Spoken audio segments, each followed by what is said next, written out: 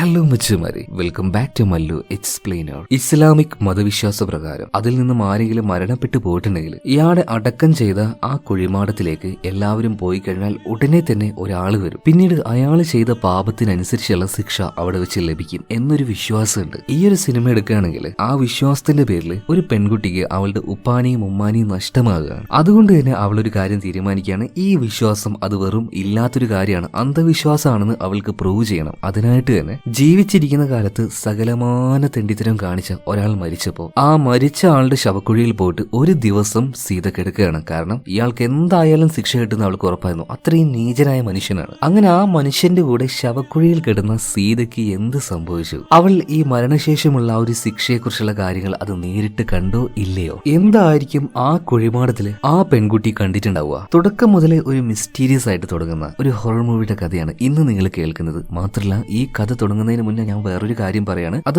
ഭയങ്കര ഇമ്പോർട്ടന്റ് ആയിട്ടുള്ള ഒരു കാര്യമാണ്. ഞാൻ ഈ സിനിമ പറയുന്നത് മാത്രമേ ഉള്ളൂ, എന്റേതായിട്ട് ഒന്നും ഈ സിനിമയിലേക്ക് ഞാൻ ആഡ് ചെയ്യുന്നില്ല. ഇസ്ലാമിക് റിലീജിയനുമായിട്ട് ഇന്തോനേഷ്യയിൽ ഇറങ്ങിയ ഒരു മൂവിയുടെ കഥയാണ്. മാത്രമല്ല, റിലീജിയസ് ആയിട്ടുള്ള കഥകൾ പറയുന്ന സമയത്ത് പല ആൾക്കാരും പല രീതിയിലും കമന്റ് ചെയ്യുന്നുണ്ട്, നിങ്ങൾ ഇതിനൊരു സിനിമയായിട്ട് കാണണം. 2-3 മാസങ്ങൾക്ക് മുന്നേ ഒരു ക്രിസ്ത്യാനിറ്റിയുമായി ബന്ധപ്പെട്ട് ഒരു ഹൊറർ സ്റ്റോറി ഞാൻ പറഞ്ഞിട്ടുണ്ടായിരുന്നു. അതിലും ഇതുപോലെ കമന്റുകൾ വരുന്നുണ്ടായിരുന്നു. അതായത് ഞാൻ കഥകൾ കൊണ്ടുവരുന്ന സമയത്ത് അവിടെ മതവും കാര്യങ്ങളൊന്നും ഞാൻ നോക്കാറില്ല. ജസ്റ്റ് ആ ഒരു കഥ നിങ്ങളിലേക്ക് പറയാം, അത്ര മാത്രമേ ഞാൻ ചെയ്യുന്നുള്ളൂ. സോ അങ്ങനെയുള്ള കഥകൾ കേൾക്കാൻ ഇഷ്ടമാണെങ്കിൽ മാത്രം ഇങ്ങനെ റിലീജിയസ് റിലേറ്റഡ് ആയിട്ടുള്ള മൂവീസ് കേൾക്കാനായിട്ട് നിങ്ങൾ നിന്നാൽ മതി കേട്ടോ. ഓക്കെ, എന്തായാലും നമുക്ക് ഈ കഥയിലേക്ക് പോകാം. സിനിമയുടെ ആരംഭത്തിൽ തന്നെ ഒരു ബേക്കറിയുമായിട്ട് ജീവിക്കുന്ന ഒരു കുടുംബത്തിനെ കാണിക്കാണ്. ഒരച്ഛനും അമ്മയും അതുപോലെ തന്നെ അവരുടെ 2 മക്കളും, സീതയും അതുപോലെ തന്നെ അവളുടെ ചേട്ടനായിട്ടുള്ള ആദിലും. നല്ല രീതിയിൽ പോകുന്ന ഇവരുടെ ബേക്കറി ബിസിനസ് ഇപ്പൊ ഡൗൺ ആയി നിൽക്കുകയാണ്. അതിന് ഒരേ ഒരു കാരണമേ ഉള്ളൂ, ഇവരുടെ ആ ഒരു സ്ട്രീറ്റിൽ വേറെയും കുറെ അധികം ബ്രാൻഡ് ഷോപ്പുകൾ വന്നിട്ടുണ്ട്. അതുകൊണ്ട് തന്നെ ആൾക്കാർ മുഴുവൻ ഇപ്പൊ അങ്ങോട്ടേക്കാ പോകുന്നത്. എന്ന് കരുതി ബിസിനസ് അങ്ങനെ ഒഴിവാക്കാൻ കഴിയോ? കുഞ്ഞുങ്ങളെ പോറ്റണ്ടേ? അതുകൊണ്ട് തന്നെ സീതയുടെയും ആദിലിന്റെ അച്ഛൻ കുറച്ച് ഡിഫറെന്റ് ആയിട്ടൊക്കെ കാര്യങ്ങൾ, ബ്രെഡും കാര്യങ്ങളൊക്കെ ഉണ്ടാക്കി നോക്കുകയാണ്. എങ്ങനെയെങ്കിലും നന്നായിട്ട് ഹാർഡ് വർക്ക് ചെയ്തിട്ട് മക്കളെ നന്നായിട്ട് നോക്കണം എന്നുള്ള ആ ഒരു ചിന്ത മാത്രമേ ഇയാൾക്കുള്ളൂ. സോ ഡിഫറെന്റ് ആയിട്ടുള്ള കേക്കുകളും അതുപോലെ തന്നെ ബ്രെഡും കാര്യങ്ങളൊക്കെ റെഡിയാക്കിയിട്ട് ഇവർ നേരെ ഫ്രണ്ടിൽ കൊണ്ടുപോയി വെക്കുകയാണ്. അത്യാവശ്യം സെയിൽസിലും കാര്യങ്ങളൊക്കെ നമ്മുടെ സീതയും ആദിലും നോക്കേട്ടോ. എന്നാൽ സീതയ്ക്ക് ഉപ്പാന്റെ ആ ഒരു വിഷമവും കാര്യങ്ങളൊക്കെ മനസ്സിലായി. അതുകൊണ്ട് തന്നെ ആദിലിനോട് അവളൊരു കാര്യം പറയണം, എടാ ഇനി പഴയതുപോലെ തന്നെ നമ്മൾ ആ ഒരു വലിയ സ്കൂളിലും പോയിട്ടൊന്നും പഠിക്കണ്ട, നമുക്ക് മറ്റേ ആ ഒരു ഇസ്ലാമിക് സ്കൂൾ ഉണ്ടല്ലോ അങ്ങോട്ടേക്ക് പോകാം, അവിടെ ആകുമ്പോൾ ഫ്രീ ആയിട്ട് പഠിക്കല്ലോ, ഉപ്പാക്ക് വലിയ കഷ്ടപ്പാടും ഉണ്ടാവില്ല. ഇതേ സമയത്ത് തന്നെ ആദിൽ പറയണ, എടോ നമ്മുടെ ബിസിനസ്സിലൊക്കെ മാറ്റം വരുത്താൻ പോവല്ലേ, നോക്കാം, നമുക്ക് നമ്മുടെ ബിസിനസ് കൂടുകയാണെങ്കിൽ അവിടെ തന്നെ പഠിക്കാലോ. അതായത് അവൻ ആഗ്രഹം അവിടെ തന്നെ പഠിക്കാനാണ്. ഇതേ നേരം ഇവരുടെ കടയുടെ മുന്നിലായിട്ട് ഭയങ്കരമായിട്ട് വലിയൊരു ക്യൂ കാണാണ്. നോക്കുമ്പോൾ എന്താ, തൊട്ടപ്പുറത്ത് ആ ഒരു ബ്രാൻഡ് ഷോപ്പ്, എല്ലാ ഫുഡിനും 50% ഓഫർ കൊടുത്തിരിക്കണം. ഇത് കണ്ട് സീതയും ആദിലും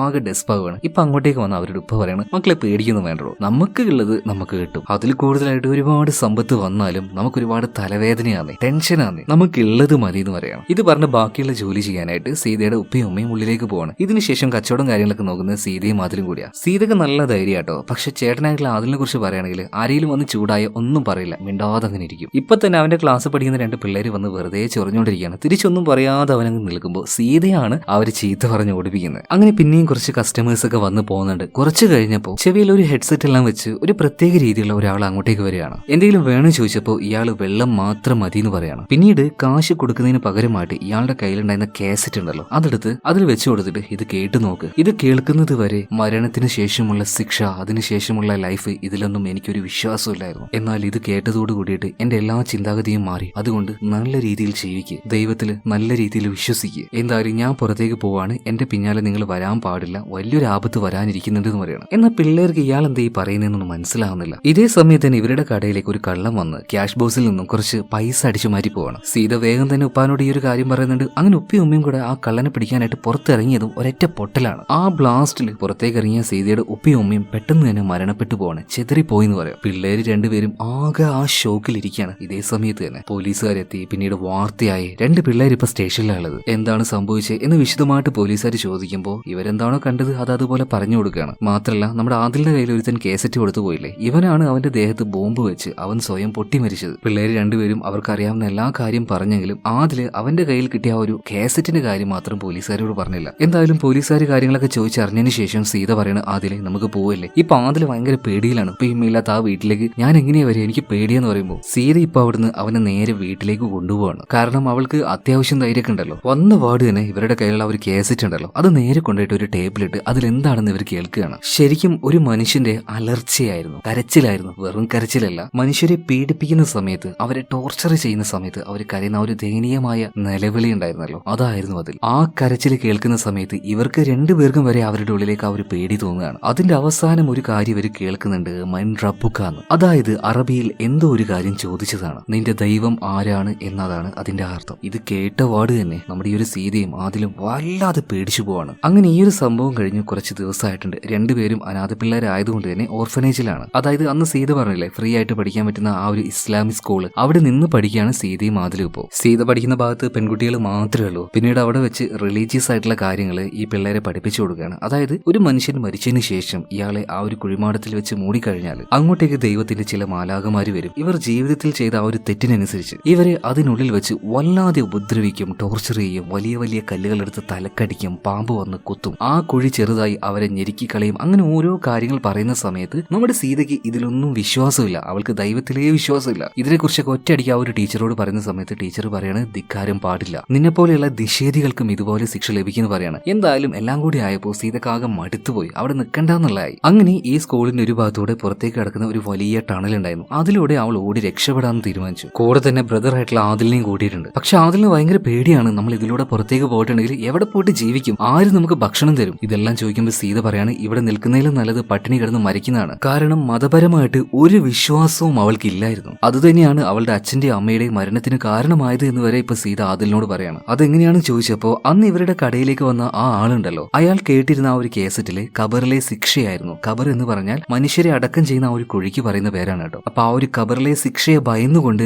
ആ ഒരു മൂഢവിശ്വാസത്തില് ഇയാളുടെ ആ ഒരു സ്വയം ശരീരം ഇല്ലാതാക്കി കളയാണ്. അങ്ങനെയാണെങ്കിൽ ഇയാൾക്ക് ഖബറിലെ ആ ഒരു ശിക്ഷ ഉണ്ടാവില്ലല്ലോ എന്നുള്ള ആ ഒരു അന്ധവിശ്വാസത്തിലാണ് ഇയാൾ അങ്ങനെ ചെയ്തത്. അതിലൂടെ തന്നെ സീതയുടെ അച്ഛനും അമ്മയും അവർക്ക് നഷ്ടമായി. അതുകൊണ്ട് എനിക്ക് പുറത്തു പോയിട്ട് വലുതായിട്ട് തെളിയിക്കണം ഇങ്ങനെയൊന്നും ഇല്ല എന്നുള്ളത്. അങ്ങനെ ഇവർ രണ്ടുപേരും കൂടെ ആ ഒരു ടണലിന്റെ ഉള്ളിലേക്ക് പോയി. ഭയങ്കര ഇരുട്ടായിരുന്നു. കുറെ കഴിഞ്ഞപ്പോ ഇവരുടെ ലൈറ്റ് ഒന്നും മര്യാദക്ക് കത്താതെ, മാത്രമല്ല ആദിലിന്റെ കൈയാണെങ്കിൽ സീതപ്പ് വിട്ടും പോവാണ്. പിന്നെ എങ്ങനെയൊക്കെയോ അവള് മുന്നോട്ടേക്ക് പോയപ്പോ അവളുടെ മുന്നിലായിട്ട് ഒരാൾ നിൽക്കുന്നുണ്ട്. അത് ആദിലായിരിക്കുമെന്ന് കരുതി അവന് പിടിക്കാൻ നോക്കുമ്പോൾ അത് ആദിലല്ലായിരുന്നു, ഞാൻ ഇസ്മായിലാന്ന് പറയാണ്. അതിന്റെ കൂടെ തന്നെ അവന്റെ ആ ഒരു വല്ലാത്ത മുഖം കണ്ടപ്പോൾ സീത പേടിച്ച് വിറച്ച് പുറത്തേക്ക് ഓടി വരികയാണ്. വന്നു നോക്കുമ്പോൾ അവിടെ ഉണ്ടായിരുന്ന ഗാർഡ്സ് ഇവരെല്ലാവരും അവിടെ അങ്ങനെ നിൽക്കുന്നുണ്ട്. ആദിലിനെ നേരത്തെ തന്നെ ഇവർ പിടിച്ചിട്ടുണ്ട്, സീതയെ ഇപ്പൊ പിടിക്കുകയാണ്. അങ്ങനെ സീതയ്ക്ക് പണിഷ്മെന്റ് കൊടുക്കാനായിട്ട് ഉമയാന്ന് പറഞ്ഞിട്ട് ഒരു ടീച്ചർ ഉണ്ട്, ഉമയ റഹ്മ. അവരുടെ അടുത്തേക്ക് സീതയെ കൊണ്ടാക്കുകയാണ്. മാത്രമല്ല അവളുടെ ആ ഒരു വെള്ള തലയിലിടുന്ന ആ ഒരു മഫ്ത ഉണ്ടല്ലോ, അതിന് പകരം അത് ചുവപ്പായിട്ട് ഇടാൻ വേണ്ടി പറയാണ്. അതാണ് ഇവൾക്കുള്ള ആ ഒരു പണിഷ്മെന്റ്. എന്നാൽ ഈ ഒരു സമയത്ത് നമ്മുടെ സീത ആരാണ് ടീച്ചറെ, ഈ ഇസ്മായില് ആ കുട്ടിക്ക് എന്താ പറ്റിയെന്നൊക്കെ ചോദിക്കുമ്പോൾ പെട്ടെന്ന് ഈ ഉമയ റഹ്മ എന്ന് പറഞ്ഞ ടീച്ചർ ഞെട്ടിപ്പോവാണ്. നീ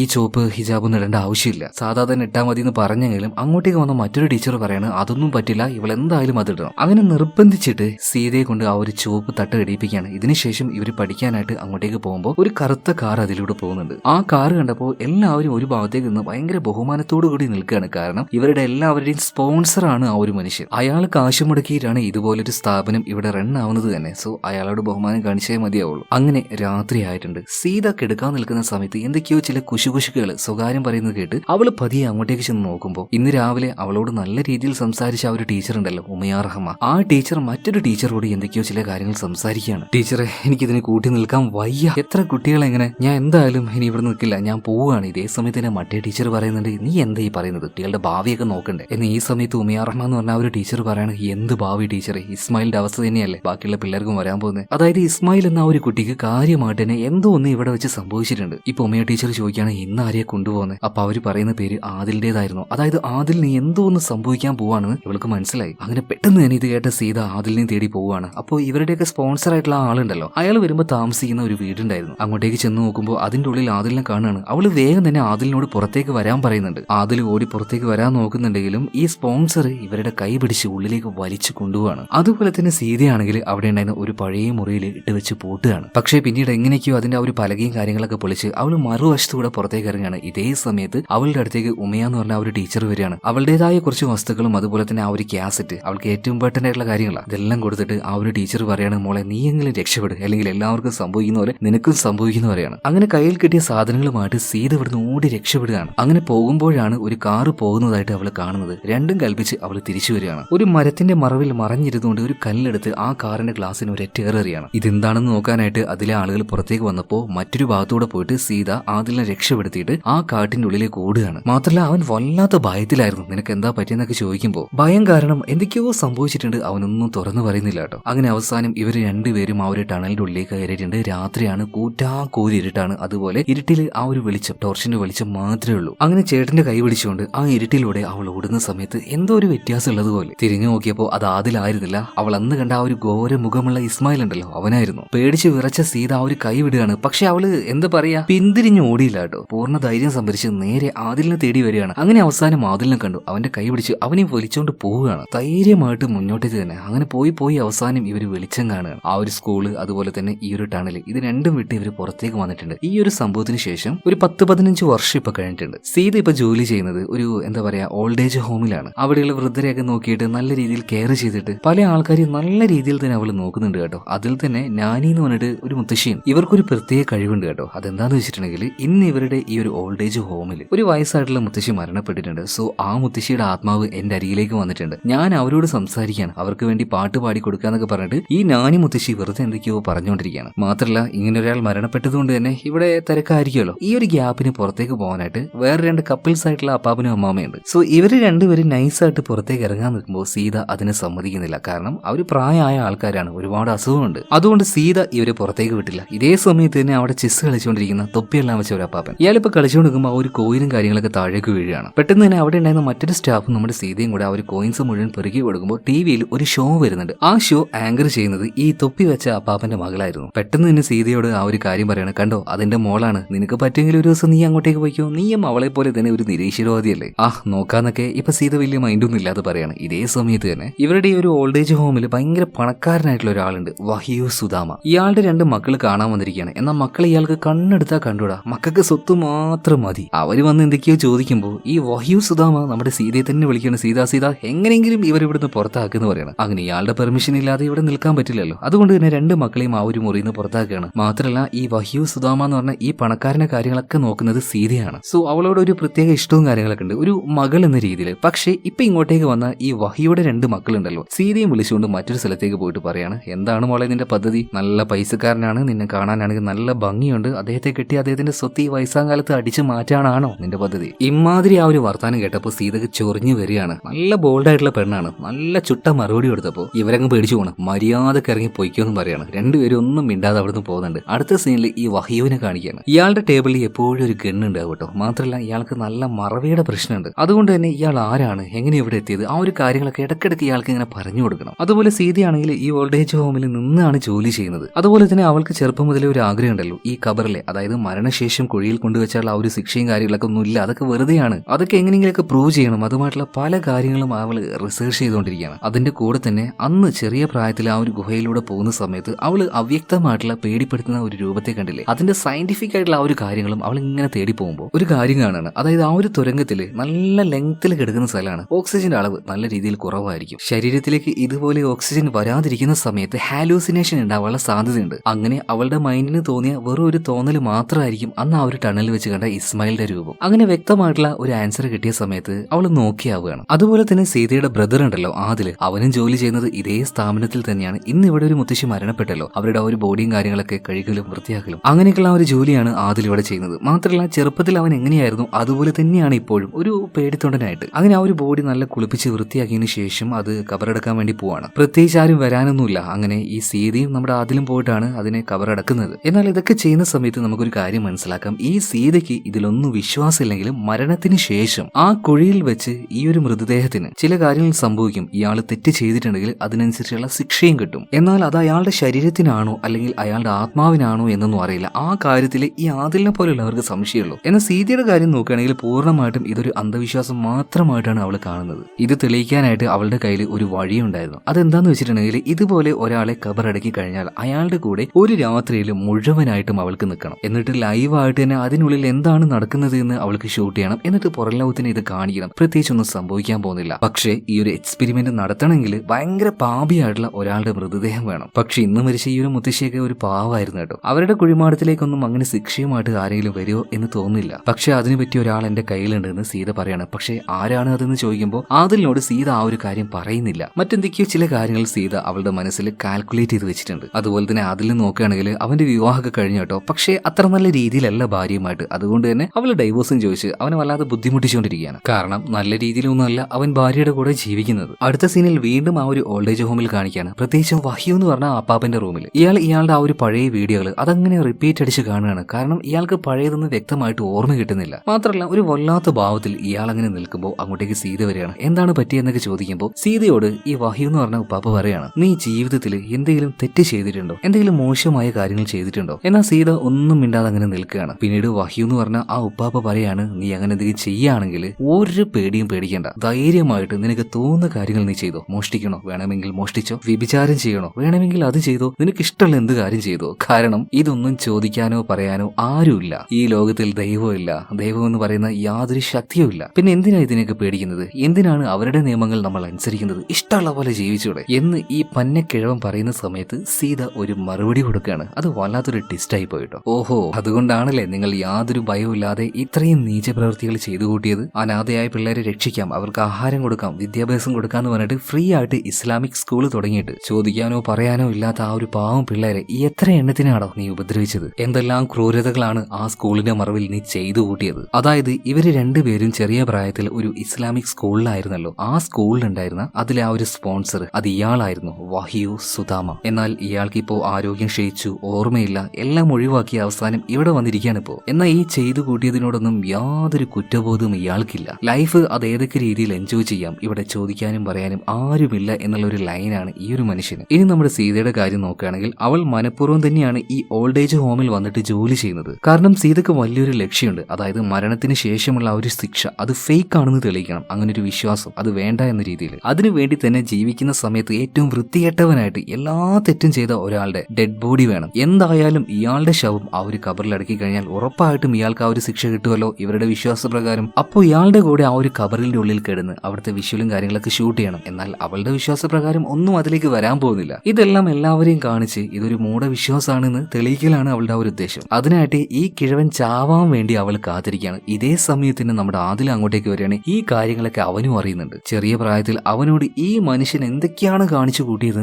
അവന് ഓർക്കുമ്പോ തന്നെ അറപ്പാവാണ്. ഇയാളുടെ കഴുത്ത് ഞെരിച്ച് ഇപ്പൊ തന്നെ കൊന്നുകളയാന്ന് ആദിൽ പറയാണ്. എന്നാൽ സീത അതിനെ തടുക്കാണ്, വേണ്ടാന്ന് പറയണം. ഈ സമയത്ത് വഹ്യു സുദാമ ഒരു കാര്യം ചോദിക്കുന്നുണ്ട്, എല്ലാം പറഞ്ഞിട്ടും എന്തിനാണ് എന്നെ ഇത്രയും നല്ല രീതിയിൽ നീ നോക്കിയത്? ഇപ്പൊ സീത പറയാണ്, എന്നെങ്കിലും കിഴവ് ഒരു ദിവസം നീ ചാവുമല്ലോ, അന്നൊരു കാര്യം എനിക്ക് തെളിയിക്കാനുണ്ട്. നിന്റെ കബറിലേക്ക് എനിക്ക് വന്ന് കിടക്കണം. നീ ചെയ്തു കൂട്ടിയ പാവങ്ങൾ വെച്ച് നോക്കുകയാണെങ്കിൽ നമ്മുടെ മതം അനുസരിച്ച് നിന്റെ കബറിൽ കൊട്ടോരമായിട്ടുള്ള ശിക്ഷയായിരിക്കും നടക്കാൻ പോകുന്നത്. പക്ഷെ എനിക്ക് അതിലൊന്നും യാതൊരു വിശ്വാസമില്ല എന്ന് സീത പറയാണ്. ഈ കാര്യങ്ങളൊക്കെ ഷൂട്ട് ചെയ്ത് എനിക്ക് എല്ലാവരെയും കാണിക്കണം. ഇത് കേട്ട സമയത്ത് വഹ്യു സുദാമ പറയാണ്, മോളെ നീ പറഞ്ഞതുപോലെ തന്നെ എനിക്കും ഇതിലും യാതൊരു വിശ്വാസമില്ല. അതല്ലേ ധൈര്യമായിട്ട് ഞാൻ എല്ലാം ചെയ്തു കൂട്ടിയത്. ഇപ്പൊ ഇതാ ഈ ജീവിതത്തിൽ എന്തൊക്കെ ചെയ്തു കൂട്ടാൻ പറ്റുമോ അതൊക്കെ ഞാൻ ചെയ്തിട്ടുണ്ട്. ഇനിയിപ്പോ അവസാനമായിട്ട് വെറുതെ ഇങ്ങനെ ഇവിടെ ജീവിക്കുന്നതിന് നല്ലത് നിനക്ക് എന്തെങ്കിലും ഒരു ഉപകാരം എന്നെ കൊണ്ട് കിട്ടുകയാണെങ്കിൽ അത് കിട്ടിക്കോട്ടെ എന്ന് പറഞ്ഞിട്ട് ഇപ്പൊ സീതയുടെ മുന്നിൽ വെച്ച് ഇയാൾ സ്വയം ഷൂട്ട് ചെയ്ത് മരിക്കുകയാണ്. എല്ലാ രീതിയിലും സ്വാർത്ഥനായിട്ടുള്ള ഒരു മനുഷ്യൻ എന്ന് പറയാം. അധികം വൈകാതെ തന്നെ ഇയാളുടെ മക്കൾ അങ്ങോട്ടേക്ക് വന്നു. ഇയാളുടെ ബോഡി ഒന്നും അവർക്ക് ആവശ്യമില്ല, സ്വത്ത് മാത്രം മതി. എന്നാൽ ഇത് സീതക്ക് കുറച്ചുകൂടെ അവളുടെ കാര്യങ്ങൾ ചെയ്തു തീർക്കാനായിട്ട് ഒരു എന്താ പറയാ എളുപ്പമായി എന്ന് പറയാം. അങ്ങനെ ആ ഒരു ബോഡി എല്ലാം കഴുകി വൃത്തിയാക്കിയിട്ട് ഇപ്പൊ ശ്മശാനത്തിലേക്ക് ആ ഒരു ബോഡി മറവ് ചെയ്യാൻ വേണ്ടി പോവാണ്. കുഴിയും കാര്യങ്ങളൊക്കെ റെഡിയാക്കി അതിലേക്ക് ഈ വഹ്യു സുദാമയുടെ ആ ഒരു ബോഡി വെച്ചു. അതിനുള്ളിലേക്ക് ഇപ്പൊ സീത കയറി കിടക്കുകയാണ്. അവളുടെ കയ്യിൽ ഒരു ക്യാമറയുണ്ട്, ഒരു മൈക്ക് ഉണ്ട്. മാത്രമല്ല മുകളിൽ നിന്നും ഒരു പൈപ്പ് അതിന്റെ ഉള്ളിലേക്ക് ഇട്ടുവെക്കുകയാണ് അവൾക്ക് ശ്വാസം കിട്ടാനായിട്ട്. ഇനി പദവാ ഇത് തുറക്കണമെങ്കിൽ ഉള്ളിൽ നിന്നും സീത ഉറക്കനെ വിളിച്ചാൽ അത് ആദിലിനെ കേൾക്കാൻ കഴിയട്ടോ. അങ്ങനെ ആ രീതിയിൽ ഈ മരിച്ചുപോയ വഹ്യു സുദാമയുടെ കൂടെ ആ കബറിനുള്ളിൽ അങ്ങനെ കിടക്കുകയാണ്. അങ്ങനെ ആ ഒരു മണ്ണിട്ട് മൂടിക്കഴിഞ്ഞു കേട്ടോ. മണ്ണിട്ടപ്പോഴേക്കും അതിനുള്ളിൽ മുഴുവനായിട്ടും ഇരുട്ട് വ്യാപിക്കുകയാണ്. അങ്ങനെ ഒരു ദിവസം മുഴുവനായിട്ടും നമ്മുടെ സീത ക്യാമറയും ഓണാക്കി അതിനുള്ളിൽ ഇരിക്കുന്നുണ്ട്. എന്നാൽ ഒരു ദിവസം കഴിഞ്ഞിട്ടും അതിന്റെ ഉള്ളിലേക്ക് ഒന്നും വന്നിട്ടില്ല കേട്ടോ. പ്രത്യേകിച്ചൊന്നും അവൾക്ക് കാണാൻ കഴിഞ്ഞില്ല. അവൾക്കും അത് തന്നെയായിരുന്നു വേണ്ടത്. ഇതെല്ലാം അതിൽ ഷൂട്ട് ചെയ്തിട്ടുണ്ട്. അങ്ങനെ ആ ഒരു കുഴലിലൂടെ ആദിലിനെ വിളിച്ചിട്ട് കുഴി തോണ്ടാൻ വേണ്ടി പറയാണ്. അങ്ങനെ സീത ആ ഒരു കുഴിയും തോണ്ടി പുറത്തേക്ക് വന്നു. അങ്ങനെ അവളുടെ കയ്യിൽ ഇപ്പോൾ ഒരു തെളിവായല്ലോ. മരണത്തിന് ശേഷം ശവം അടക്കി കഴിഞ്ഞാൽ അതിനുള്ളിൽ വെച്ച് ശിക്ഷ കിട്ടുമെന്നൊക്കെ പറയുന്നത് വെറും ഒരു അന്ധവിശ്വാസമാണ്. ഇനിയിപ്പോ ഇത് പബ്ലിക്കിലേക്ക് എത്തിക്കണം. അതിനായിട്ട് തന്നെ ആ ഓൾഡ് ഏജ് ഹോമിൽ മുടിയെല്ലാം നീട്ടിയ ഒരു അപ്പാപ്പനില്ലേ, ഇയാളുടെ മകള് അതുപോലെ ഒരു പ്രോഗ്രാം ആങ്കറിങ് ചെയ്യുന്നുണ്ട്. സോ അതിലേക്ക് എങ്ങനെയെങ്കിലും ഒരു എക്സിറ്റ് കിട്ടുമെന്ന് ചോദിക്കുകയാണ്. അങ്ങനെ അയാളുടെ മകള് വഴി നമ്മുടെ സീത ആ ഒരു പ്രോഗ്രാമിലേക്ക് എത്തുകയാണ്. ആ പ്രോഗ്രാമിൽ രണ്ട് തരത്തിലുള്ള ആൾക്കാരുണ്ട്. വിശ്വാസികളുണ്ട്, അതുപോലെ തന്നെ വിശ്വാസം ഇല്ലാത്ത ആൾക്കാരുണ്ട്. അപ്പൊ എല്ലാവരോടുമായിട്ട് സീത പറയാണ്, മരണത്തിന് ശേഷം നടക്കുന്ന കുഴിമാടത്തിൽ വെച്ച് നടക്കുന്ന ആ ശിക്ഷ അത് വെറും ഒരു കള്ളമാണ്, അങ്ങനെയൊന്നും ഇല്ല എന്ന് പറയാണ്. അത് തെളിയിക്കാനായിട്ട് ഒരു ജന്മം കൊണ്ട് ചെയ്തു തീർക്കാൻ കഴിയുന്ന അത്രയും പാപം ചെയ്ത ഒരു മനുഷ്യൻ ഈയിടെയായിട്ട് മരണപ്പെട്ടു പോയിരുന്നു. അയാളുടെ കവറിനുള്ളിൽ ഒരു ദിവസം മുഴുവനായിട്ട് ഞാൻ ചെലവഴിച്ചു. ഞാൻ കണ്ണ് തുറന്നിരിക്കുകയായിരുന്നു, എന്റെ ക്യാമറയും ഓണായിരുന്നു, ഒന്നും കാണാൻ കഴിഞ്ഞില്ല എന്ന് പറയാണ്. ഇപ്പൊ ആ ഒരു ക്യാമറയുടെ പെൻഡ്രൈവും കാര്യങ്ങളൊക്കെ സിസ്റ്റത്തിലേക്ക് കുത്തിയിട്ട് അതിലന്ന് ഷൂട്ട് ചെയ്ത ആ ഒരു വിഷ്വലൊക്കെ നോക്കുകയാണ്. ഇവരെല്ലാവരും നോക്കി നിൽക്കുമ്പോൾ ആ ഒരു മണ്ണിന്റെ ചിത്രമല്ലാതെ പ്രത്യേകിച്ച് ഒന്നും അതിൽ കാണുന്നില്ല. അതിൽ സീതയും കാണുന്നില്ല, അതുപോലെ തന്നെ ആ മരിച്ചുപോയ വഹിയു സുധാമയുടെ ബോഡിയും കാണുന്നില്ല. അതായത് ക്യാമറയുടെ ഭാഗം മണ്ണിന്റെ ഭാഗത്തേക്ക് തിരിച്ചു വെച്ചിരിക്കുകയാണ്. ഇത് ഞാൻ ഷൂട്ട് ചെയ്ത വിഷ്വലല്ല, പെൺഡ്രൈവ് മാറിപ്പോയോ എന്നൊക്കെ സീത ചോദിക്കുമ്പോൾ അതൊന്നുമില്ല, നിങ്ങൾ തന്ന അതേ പെൺഡ്രൈവ് തന്നെയാണ് ഞങ്ങൾ കുത്തിയതെന്ന് പറയാണ്. സോ അവിടെ വെച്ച് നമ്മുടെ സീത ആകെ നാണം കെട്ടുപോകാണ് കേട്ടോ. എന്നാൽ ഇതെങ്ങനെ മാറി, എന്താ സംഭവിച്ചത് ഒന്ന് ആലോചിച്ചപ്പോൾ ഇതിന്റെ പിന്നിൽ ആരാണെന്ന് അവൾക്ക് മനസ്സിലായി. മറ്റാരുമല്ല, ആദില് തന്നെ. ഭയങ്കര ദേഷ്യത്തിൽ ആദിലിന്റെ അടുത്തേക്ക് വന്നിട്ട് പറയണേ, എന്റെ എത്ര വർഷത്തെ പദ്ധതിയാ ഇതെന്ന് അറിയോ? ആ ഓൾഡ് ഏജ് ഹോമിൽ ജോലിക്ക് പോയതും അയാൾ മരിക്കുന്നത് വരെ കാത്തിരുന്നതും എല്ലാം ഇതിനു വേണ്ടിയിട്ടായിരുന്നു. അവസാനം നീ എല്ലാം കൊളാക്കിയില്ലെന്ന് ആദിലിനോട് ചോദിക്കുമ്പോൾ ശരിയാണ്, ആദിൽ തന്നെയാണ് ആ ഒരു വിഷ്വൽ മാറ്റിയത്. കാരണം ഇവൾ എന്ത് പ്രശ്നം ഉണ്ടാക്കിയാലും അവസാനം അതിന്റെ ബാക്കിയായിട്ട് എന്തെങ്കിലും കിട്ടാൻ പോകുന്നത് ആദിലായിരിക്കും. ഇനി എനിക്കതിന് വയ്യാന്ന് പറയാണ്. നീ ഈ വിഷ്വൽ എല്ലാവരെയും കാണിക്കുകയാണെങ്കിൽ അയാൾ ആരാണെന്ന് ചോദിക്കും, അയാൾ ചെയ്ത പാപം എന്താണെന്ന് എല്ലാവരും അന്വേഷിക്കും. അങ്ങനെ എനിക്കുണ്ടായ അനുഭവം നാട്ടുകാരെ അറിയും, ഞാൻ എല്ലാവരുടെ മുന്നിലും നാണം കെടും. ഇതൊക്കെ കൊണ്ട് നിനക്ക് എന്താടി കിട്ടുന്നത്? ഇതേ സമയത്ത് തന്നെ സീത പറയണേ, എനിക്ക് തെളിയിക്കണം. നിനക്ക് ഓർമ്മയില്ലേ നമ്മുടെ ഉപ്പയുമ്മ മരിച്ചത്? അതിന് കാരണക്കാരൻ ആരാണ്? ഇതുപോലെ ഖബറിൽ ശിക്ഷ, അതിൽ വിശ്വാസമുള്ള ഒരാൾ ചെയ്തു കൂട്ടിയ ഒരു മണ്ടത്തരം കാരണം ആ ഒരു ബ്ലാസ്റ്റിൽ പെട്ടാണ് നമ്മുടെ ഉപ്പയുമ്മ മരിച്ചത്. എനിക്കത് തെളിയിക്കണം, ആ വിശ്വാസം അതിനെ തെറ്റാണെന്ന് പ്രൂവ് ചെയ്യണം. ഇതെല്ലാം കേട്ടപ്പോൾ അതിൽ പറയണം, ഉപ്പയും ഉമ്മയും മരിക്കാനുള്ള കാരണം മറ്റാരുമല്ല, നീ തന്നെയാണ്. നീ പറഞ്ഞിട്ടല്ലേ അന്ന് ഉപ്പയും ഉമ്മയും പുറത്തേക്ക് പോയതും അവർ മരണപ്പെട്ടതും? ഇത് നമ്മുടെ സീതയ്ക്ക് വല്ലാതെ ഷോക്കായിട്ട് തോന്നുകയാണ്. അവള് നേരെ അവളുടെ ആ ഒരു ഓൾഡ് ഏജ് ഹോമിലേക്ക് തന്നെ വരികയാണ്. പോവാനായിട്ട് വേറെ ഇടമൊന്നുമില്ല. എന്തായാലും സീത ഇപ്പോ അവളുടെ ആ ഒരു മുറിയിൽ വന്ന സമയത്ത് ഇരുട്ടത്ത് നിന്നും എന്തൊരു വിളി കേൾക്കാണ്, സീത സീത എന്ന്. ആദ്യമൊക്കെ അവള് പേടിച്ചുപോയി. പിന്നീട് സൂക്ഷിച്ചു നോക്കിയപ്പോഴാണ് ഒരു കാര്യം മനസ്സിലായത്. ഇതേ ഓൾഡ് ഏജ് ഹോമിൽ തന്നെ കപ്പിൾസ് ആയിട്ടുള്ള രണ്ടുപേരുണ്ടായിരുന്നല്ലോ, അതിൽ ആ ഒരു വയസ്സായിട്ടുള്ള മുത്തശ്ശിയായിരുന്നു അത്. മുത്തശ്ശിയാണെങ്കിൽ ഭയങ്കര സങ്കടത്തിലാണ്. എന്താണ് കാര്യം ചോദിച്ചപ്പോൾ അവരുടെ ഭർത്താവ് ഉണ്ടല്ലോ, ഈ പ്രായത്തിൽ എന്താ കാണിക്കുന്നതെന്ന് നീ ഒന്ന് വന്ന് നോക്കിയെന്ന് പറഞ്ഞിട്ട് അയാളുടെ മുറിയിലേക്ക് കൊണ്ടുപോയി കാണിച്ചു കൊടുക്കുമ്പോൾ ആ ഓൾഡ് ഏജ് ഹോമിൽ തന്നെ ഉണ്ടായിരുന്ന മറ്റൊരു നേഴ്സ് ഉണ്ട്. ഈ നേഴ്സുമായിട്ട് ചിഞ്ചിണ്ടാക്കി പരിപാടി ഒപ്പിച്ചുകൊണ്ടിരിക്കുകയാണ്, അതും ഈ വയസ്സാം കാലത്ത്. ഇത് കണ്ട പാട് തന്നെ ഈ അപ്പാപ്പനാകെ ഞെട്ടിപ്പോകുന്നുണ്ട്. ഇയാള് പറയാണ്, എന്നോട് ക്ഷമിക്കണം, അറിയാതെ പറ്റിപ്പോയതാണ്, ഒരു ദുർബല നിമിഷത്തിൽ പറ്റിപ്പോയതാന്നൊക്കെ പറയുന്നുണ്ടെങ്കിലും ഇയാളുടെ ഭാര്യ ഇതൊന്നും കേൾക്കാൻ കൂട്ടാക്കുന്നില്ല കേട്ടോ. 50 വർഷം എന്റെ കൂടെ ജീവിച്ചിട്ടും നിങ്ങൾക്ക് ഈ വയസ്സാം കാലത്ത് എങ്ങനെ എന്നെ ചതിക്കാൻ തോന്നി? മുത്തശ്ശിയാണെങ്കിലും ഇത് കണ്ട് ഭയങ്കര പിരിയാട്ടോ. ഇയാൾ പരമാവധി പറഞ്ഞു നിൽക്കുന്നുണ്ട്. എന്തായാലും ഈ ഒരു രാത്രിയിൽ ഇവർ ഒരുമിച്ച് നിൽക്കണ്ടെന്ന് സീത തീരുമാനിക്കുകയാണ്. രണ്ടുപേരെ രണ്ട് മുറിയിലാക്കുന്നുണ്ട്. അതുപോലെ തന്നെ ഈ ഒരു കാര്യം മുത്തശ്ശിക്ക് ഭയങ്കര ഷോക്കിംഗ് ആയിട്ടുള്ളൊരു കാര്യമായിരുന്നു. സോ ആ ഒരു ഷോക്ക് കാരണം അവരവരുടെ വസ്ത്രത്തിൽ അറിയാതെ യൂറിൻ പാസ് ചെയ്തു പോവാണ്. പിന്നീട് ആ വസ്ത്രം വാഷ് ചെയ്യാനായിട്ട് നേരെ മെഷീന്റെ അരികിലേക്ക് ചെല്ലുന്നുണ്ട്. ഡ്രസ്സെല്ലാം ഉള്ളിലേക്ക് ഇട്ടു. ആ സമയത്താണ് അവർ കാര്യം നോക്കുന്നത്. ഇവരുടെ കയ്യിലുണ്ടായിരുന്ന റിങ് അത് മിസ്സിംഗ് ആണ്. ഇത് എവിടെ പോയി? അങ്ങനെ നോക്കുന്ന സമയത്താണ് മെഷീന്റെ ഉള്ളിൽ പോയിട്ടുണ്ടാവുക എന്ന് കരുതിയിട്ട് അതിന്റെ ഉള്ളിൽ അങ്ങനെ നോക്കുന്നത്. ശരിക്കും കാണാത്തത് കൊണ്ട് അവരെന്താക്കി, ഒരു മണ്ടത്തരം കാണിച്ചു. അതിന്റെ ഉള്ളിലേക്ക് തലയിട്ട് നോക്കുകയാണ്. ഇതിനിടയിൽ ആ സ്വിച്ചും അവർ ഞെക്കി പോകുന്നുണ്ട്. പിന്നെ പറയണ്ടല്ലോ, മെഷീന്റെ ഉള്ളിലേക്ക് മുടി കൊടുക്കുകയാണ്. പാവം അതിനുള്ളിൽ കിടന്ന് കറയും കൊണ്ടിരിക്കുകയാണ് കേട്ടോ. രക്ഷിക്കാനായിട്ട് അവിടെ ആരുമില്ല. കറയും എങ്ങനെയൊക്കെയോ ഒരു വിധത്തില് മുത്തശ്ശി തന്നെ അതിന്റെ ആ ഒരു സ്വിച്ച് ഓഫ് ആക്കിയിട്ടുണ്ട്. പക്ഷെ അപ്പോഴേക്കും ആ ഒരു മുടി അതിന്റെ ഉള്ളിൽ കുടുങ്ങിയിട്ട് അവരുടെ മുഖത്ത് നിന്ന് ആ ഒരു എന്താ പറയാ സ്കിന്നോട് തന്നെ അത് പറിച്ചങ്ങോട്ട് കൊണ്ടുപോവുകയാണ്. പാവം വളരെ ബ്രൂട്ടലായിട്ട് തന്നെ അവിടെ വെച്ച് മരണപ്പെടുകയാണ്. പിറ്റേ ദിവസം രാവിലെ ഈ ഒരു മുത്തശ്ശിയുടെ ഭർത്താവ്, അതായത് ഇന്നലെ മറ്റേ പരിപാടി നടിച്ച ആപ്പാപ്പനുണ്ടല്ലോ, ഇയാൾ ഈ കാര്യം അറിയാണ്. ഇയാൾ നെഞ്ച് പൊട്ടി കരയാണ്. കാരണം അവരോടൊന്നും മര്യാദക്ക് മാപ്പ് പറയാൻ വരെ ഇയാൾക്ക് പറ്റിയിട്ടില്ല. ഇതിനെല്ലാത്തിനും കാരണക്കാരി നമ്മുടെ സീതയാണ്. അവള് കാരണമാണ് ഇന്നലെ രണ്ടുപേര് രണ്ട് സ്ഥലത്ത് കിടന്നത്. അതുകൊണ്ടാണ് അവള് മരിച്ചുപോയത്. ഇതെല്ലാം പറഞ്ഞ് ഈ ഒരു അപ്പാപ്പൻ നമ്മുടെ സീതയെ വല്ലാതെ കുറ്റപ്പെടുത്തുകയാണ്. അവളുടെ ഉള്ളിലും വല്ലാത്തൊരു കുറ്റബോധം വരികയാണ്. ഇനിയിപ്പോ ഞാൻ കാരണമാണോ? അതുകൊണ്ട് തന്നെ സീത നേരെ ജ്ഞാനിയുടെ അടുത്തേക്ക് ചെല്ലുകയാണ്. കാരണം അവർക്ക് ഈ ആത്മാക്കളുമായിട്ട് സംസാരിക്കാൻ പറ്റുമെന്നൊക്കെയല്ലേ പറയുന്നത്. ചുമ്മാ ഇപ്പൊ ഒരു രസത്തിന് അവൾ ജ്ഞാനിയോട് ചെന്ന് ചോദിക്കുകയാണ്, ഇതുപോലെ നിങ്ങൾക്ക് ആത്മാവിനെ കാണാൻ കഴിയും, അവരോട് സംസാരിക്കാൻ പറ്റുമോ? ഇപ്പൊ ജ്ഞാനി പറയാണ്, നിനക്ക് അതിലൊന്നും വിശ്വാസമില്ലല്ലോ, പിന്നെന്താ? അല്ല, എനിക്കൊന്ന് ട്രൈ ചെയ്ത് നോക്കണമെന്നുണ്ട്, നേരിട്ട് കാണുകയാണെങ്കിൽ ഞാൻ വിശ്വസിക്കാന്ന് പറയണം. അങ്ങനെ ആ ഒരു കാര്യം അവർ ചെയ്യാൻ തീരുമാനിക്കുകയാണ്. മരിച്ചുപോയ ആത്മാക്കള് അത് എല്ലാവർക്കും കാണുന്ന രീതിയിൽ അവരോട് സംസാരിക്കാനായിട്ട് അങ്ങനെ ഒരു മുറിയിൽ കയറിയിട്ട് ഇവർ കഥ കിടക്കുകയാണ്. ഈ നാനിയുണ്ട്, സീതയുണ്ട്, അതുപോലെ തന്നെ മരിച്ചുപോയ മുത്തശ്ശിയുടെ ഹസ്ബൻഡ് ഉണ്ട്, വേറെ 2 ആൾക്കാരും ഉണ്ട്. ഒരു ടേബിളിന്റെ ചുറ്റും ഇരുന്ന് ഇവർ പരസ്പരം കൈകൾ അങ്ങോട്ടും ഇങ്ങോട്ടും ചേർത്ത് പിടിച്ച് ചില മെഴുകുതിരിയും കാര്യങ്ങളൊക്കെ കത്തിച്ചു വെച്ച് എന്തൊക്കെയോ ചില മന്ത്രങ്ങൾക്കൊടുവിൽ ഈ നാനി ഇപ്പൊ സംസാരിക്കാൻ തുടങ്ങുകയാണ്. എന്നാൽ അത് ജ്ഞാനിയുടെ ശബ്ദമായിരുന്നില്ല, മരിച്ചുപോയ ഒരു മുത്തശ്ശിയുടെ ശബ്ദമായിരുന്നു. അത് കേട്ടപാട് തന്നെ ഇവരുടെ ആ ഹസ്ബൻഡ് ഉണ്ടല്ലോ, അയ്യോ എന്നോട് ക്ഷമിക്കണം കേട്ടോ, മര്യാദക്ക് നിന്നോടൊന്ന് എനിക്ക് മാപ്പ് പറയാൻ പറ്റിയില്ല, അതിനു മുന്നേ നീ പോയല്ലോ, ഇനി ഞാൻ എന്താ ചെയ്യാ, എനിക്ക് എങ്ങനെ നിന്നെ കിട്ടുകയെന്നൊക്കെ ചോദിക്കുമ്പോൾ അവര് പറയാണ്, എന്നെ തേടി ഇനി വരികയേ വേണ്ട, കാരണം അത്രയും ദൂരത്തേക്ക് ഞാൻ പോയി കഴിഞ്ഞു. ഇനി നിനക്ക് ക്ഷമ വേണമെങ്കിൽ എനിക്ക് പെട്ടെന്നൊന്നും അത് തരാൻ കഴിയില്ല. പിന്നെ എന്നെ ചതിച്ച ഒരു നേഴ്സ് ഉണ്ടല്ലോ, അവളെ കൊന്നുകളയാണെങ്കിൽ ഞാൻ നിന്നോട് ക്ഷമിക്കാന്ന് പറയണം. ഇതെന്ത് പ്രാതാണ് ഈ സംസാരിക്കുന്നത് എന്ന് കരുതിയിട്ട് സീത പതിയെ കണ്ണു തുറന്നു നോക്കുമ്പോൾ ഈ നാനി ഉണ്ടല്ലോ, അവർക്ക് പകരം അവിടെ ഇരിക്കുന്നത് ആ ഒരു മുത്തശ്ശിയായിരുന്നു. സീത ആകെ പേടിച്ചു പോയി. പെട്ടെന്ന് നിന്ന് പോയിട്ട് അവിടുത്തെ ആ ഒരു കർട്ടൻ മാറ്റാണ്. ഉള്ളിലേക്ക് സൂര്യപ്രകാശം വന്നു. അങ്ങനെ സൂര്യപ്രകാശം വന്ന സമയത്ത് സീത നോക്കുമ്പോൾ നാനി തന്നെയായിരുന്നു അവിടെ ഉണ്ടായിരുന്നത്, ആ മരിച്ചുപോയ മുത്തശ്ശിയൊന്നുമല്ല. എന്തായാലും അവിടെ ഇരിക്കുന്ന ആ ഒരു വൃദ്ധന്മാർക്കൊക്കെ നല്ല വിശ്വാസമായിരുന്നു ഈ വന്നിട്ട് പോയത് ആ മരിച്ചുപോയ മുത്തശ്ശി എന്ന് തന്നെയാണ് ഇവർ പറയുന്നത്. എന്നാൽ ഇപ്പോഴും അതിലൊരു കൺഫർമേഷൻ നമ്മുടെ സീതയ്ക്ക് ഇല്ല കേട്ടോ. അതുപോലെ തന്നെ അവൾക്ക് എന്തൊക്കെയോ ചില ശബ്ദങ്ങൾ കേൾക്കണം. ആ ഒരു ഇസ്മായിൽ അവനെ രക്ഷിക്കുക, എന്നെ രക്ഷിക്കുക എന്നൊക്കെ പറഞ്ഞിട്ട് കണ്ടിട്ട് എന്താണെന്ന് അറിയാതെ സീത ആകെ കൺഫ്യൂഷനിലേക്കാണ്. വേഗം തന്നെ ആദിലിനെ വിളിക്കാണ്. കുഴപ്പമൊന്നുമില്ലല്ലോ എന്നൊക്കെ അവനോട് ചോദിക്കുകയാണ്. എന്നാൽ ആദിലാണെങ്കിൽ അവിടുത്തെ ആ ഒരു ജോലിയും കാര്യങ്ങളൊക്കെ ചെയ്തുകൊണ്ടിരിക്കുകയായിരുന്നു. അതായത് മോർച്ചറിയിൽ പോയിട്ട് ഡെഡ് ബോഡിയും കാര്യങ്ങളൊക്കെ വാഷ് ചെയ്തുകൊണ്ടിരിക്കുകയാണ്. അപ്പോഴാണ് സീത വിളിക്കുന്നത്.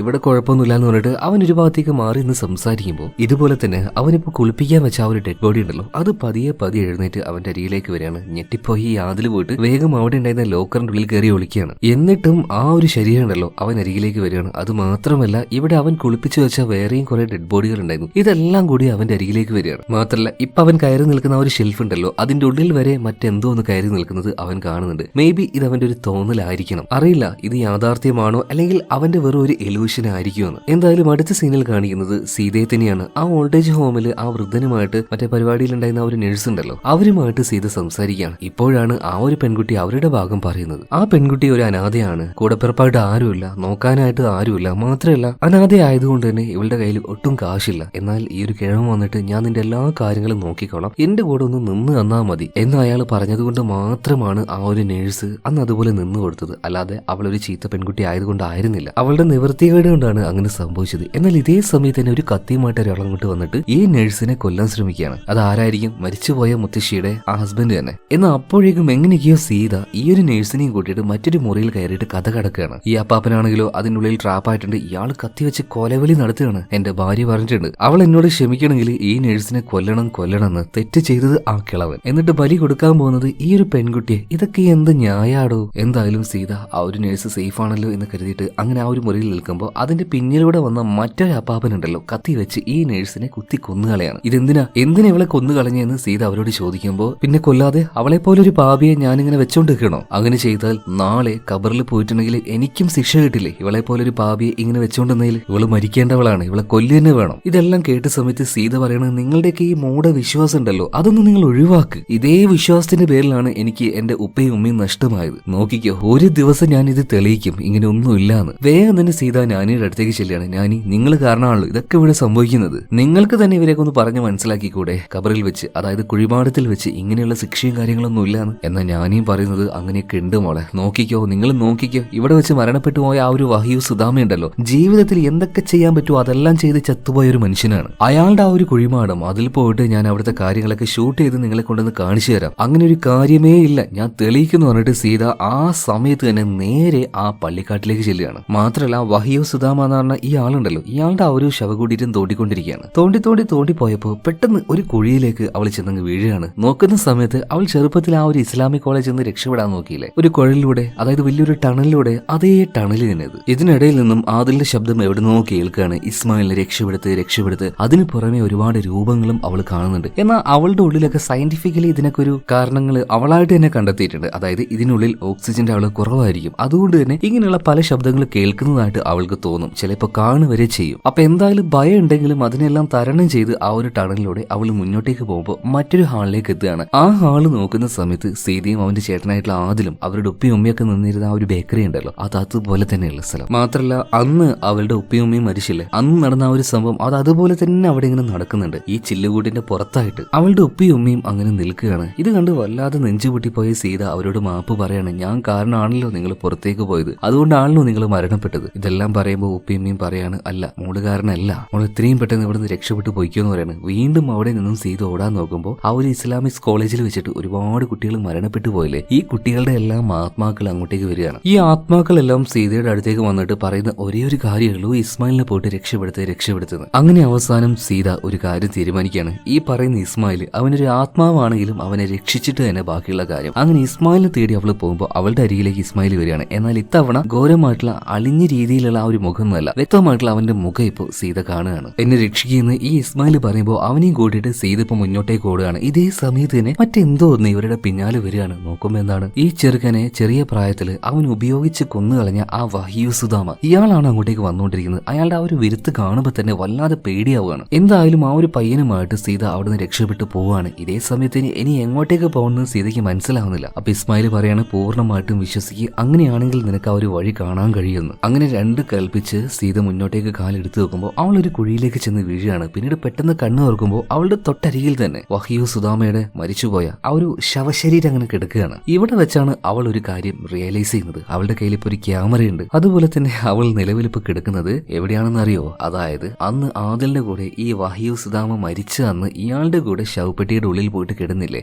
അതിനുശേഷം അവൾക്കൊരു മയക്കം സംഭവിച്ചു. ആ മയക്കത്തിൽ കണ്ട കാര്യങ്ങളാണ് ഇത്രയും നേരം നമ്മൾ കണ്ടത്. യഥാർത്ഥത്തിൽ ആ ഒരു ശവക്കുഴിയും തുറന്ന് അവള് പുറത്തേക്ക് വന്നിട്ടില്ല ഇതുവരെ ആട്ടോ. സോ ബോധം വന്ന പാട് തന്നെ സീത ഇപ്പൊ ആദിലിനെ വിളിക്കുന്നുണ്ട്. ആ ഒരു കുഴലിലൂടെ പരമാവധി ഒച്ചത്ത് വിളിക്കുന്നെങ്കിലും ആദിൽ കേൾക്കുന്നില്ല. എന്ന ഇതേ സമയത്ത് ആ കുഴലിലൂടെ ഒരു പാമ്പ് പതിയെ പുറത്തേക്ക് വരികയാണ്. ആ പാമ്പ് വന്ന പാട് തന്നെ മരണപ്പെട്ട് കിടക്കുന്ന ഈ വഹിയു സുദാമ ഇയാളുടെ ശരീരം എഴുന്നേറ്റ് അങ്ങനെ ഇരിക്കുകയാണ്. അതിന്റെ കൂടെ തന്നെ അവളുടെ ടീച്ചർ ചെറിയ പ്രായത്തിൽ അവൾക്ക് പറഞ്ഞു കൊടുത്ത ആ ഒരു കാര്യം ഉണ്ടല്ലോ, വലിയ ചുറ്റിക്ക് വെച്ച് ഇയാളുടെ തലയ്ക്ക് ഇങ്ങനെ അടിച്ച് തല പൊളിച്ചു കറിയാണ്. അതായത് ഈ ശവക്കുഴിയിലെ ടോർച്ചറിങ് അത് സത്യമാണെന്ന് അവൾക്ക് ഇപ്പൊ മനസ്സിലായി. അങ്ങനെ തലയ്ക്ക് അടിച്ച് തല പൊളിഞ്ഞതിന് ശേഷം തല വീണ്ടും പഴയതുപോലെ ആവുകയാണ്. കാരണം ആ ഒരു പെയിന് വീണ്ടും ഇയാൾ അനുഭവിക്കാനായിട്ട് അങ്ങനെ ഒരുപാട് തവണ ആക്കി ഇയാൾ അത്രയും തവണ ആ ഒരു പെയിൻ അനുഭവിക്കുകയാണ്. വീണ്ടും തല പഴയതുപോലെ തന്നെയാവും. മാത്രമല്ല ഇപ്പൊ ഒരു പാമ്പ് ഇറങ്ങി വന്നില്ലേ, അതിന്റെ തല അതൊരു 10-20 ഒരുമിച്ച് നിന്ന് ഇയാളെ കുത്തിക്കൊണ്ടേയിരിക്കുകയാണ്. ആ സമയത്തുള്ള വേദനയും ഇയാൾ അനുഭവിക്കുന്നുണ്ട്. ഇതൊന്നും നോക്കാനുള്ള ധൈര്യം നമ്മുടെ സീതയ്ക്കില്ല. അവൾ അങ്ങനെ കരഞ്ഞുകൊണ്ടിരിക്കുകയാണ്. ക്യാമറയിൽ ഇതെല്ലാം ഷൂട്ട് ചെയ്യുന്നുണ്ട്. അങ്ങനെ ആ ഒരു ശിക്ഷയും കഴിഞ്ഞപ്പോ ഈ ഒരു എന്താ പറയാ ശവക്കുഴിമാടത്തിൽ ചോദ്യം ചോദിക്കാൻ വരുന്ന ആ ഒരു മാലാക അങ്ങോട്ടേക്ക് വരികയാണ്. എന്നാൽ അതിന്റെ രൂപം ഭയങ്കര രസമുള്ളതോ കാണാൻ അട്രാക്റ്റീവ് ആയിട്ടുള്ളതോ ആയിരുന്നില്ല. കൊടൂരമായിട്ടുള്ള മറ്റൊരു മുഖത്തോട് കൂടിയിട്ടാണ് ഇത് വരുന്നത്. പിന്നെ അങ്ങോട്ടേക്ക് ഈ വഹിയു സുദാമ ഇതിലൊന്നും വിശ്വാസമില്ലല്ലോ. അതുകൊണ്ടാണല്ലോ ഇയാൾ ജീവിച്ചിരിക്കുന്ന കാലഘട്ടത്തിൽ എല്ലാ പാപവും ചെയ്തു കൂട്ടിയത്. അതിനെല്ലാം പലിശയുടെ പലിശയും ചേർത്തിട്ട് ഇയാൾക്ക് ആ ഒരു കുഴിമാടത്തിൽ വെച്ച് കിട്ടുകയാണ്. ഇതെല്ലാം കണ്ട് സഹിക്കാൻ പറ്റാതെ പേടിച്ച് വിറച്ച നമ്മുടെ സീത നിലവിളിച്ച് കരയാണ്. എങ്ങനെയൊക്കെയോ അതിൽ ആ ഒരു ശബ്ദം കേട്ടു. മാത്രമല്ല അവൾ എങ്ങനെയൊക്കെയോ പിന്നീട് ആ ഒരു കുഴിമാടത്തിൽ നിന്നും പുറത്തേക്ക് വരികയാണ്. അപ്പോഴേക്കും രണ്ടുപേരും ആകെ തളർന്നു പോയിട്ടുണ്ടായിരുന്നു. അങ്ങനെ ആ ഒരു ശവപ്പറമ്പ് വിട്ട് രണ്ടുപേരും ഭയങ്കര ക്ഷീണിച്ചുകൊണ്ട് പോവാണ്. ഇത് കാണിച്ചുകൊണ്ട് സിനിമ ഇവിടെ തീരുകയാണ്. ഇനി അവൾ കണ്ടത് സത്യമാണോ അല്ലെങ്കിൽ വെറും ഒരു ഇലൂഷൻ ആണോ എന്നൊന്നും അറിയില്ല. പക്ഷേ ഇതോടുകൂടിയിട്ട് സീത ഒരു കാര്യം ഉറപ്പിച്ചു, സത്യമാണ്, ശവക്കുഴിയിലെ ടോർച്ചർ അതുണ്ട്. അങ്ങനെ ആ ഒരു ശവപ്പറമ്പ് വിട്ട് അവർ പോകുന്നത് കാണിച്ചുകൊണ്ടാണ് സിനിമ തീരുന്നത് കേട്ടോ. ഞാൻ ആദ്യമേ പറഞ്ഞു ഇതൊരു സിനിമയാണ്. ആ സിനിമയുടെ കഥ മാത്രമാണ് ഞാൻ നിങ്ങളോട് പറയുന്നത്. എന്റെ ഭാഗത്തുനിന്നായിട്ട് ഒന്നും ഞാൻ ഈ ഒരു കഥയിലേക്ക് ഇട്ടുവെച്ചിട്ടില്ല. സോ ആ രീതിയിൽ നിങ്ങൾ ഈ ഒരു കഥ എടുക്കണം. അങ്ങനെ കഥ ഇഷ്ടമായിട്ടുണ്ടെങ്കിൽ വീഡിയോ ലൈക്ക് ചെയ്യുക, നമ്മുടെ ചാനലും ഒന്ന് സബ്സ്ക്രൈബ് ചെയ്യുക. അപ്പൊ അടുത്ത വീഡിയോയിൽ നമുക്ക് വീണ്ടും കാണാം. Okay, by.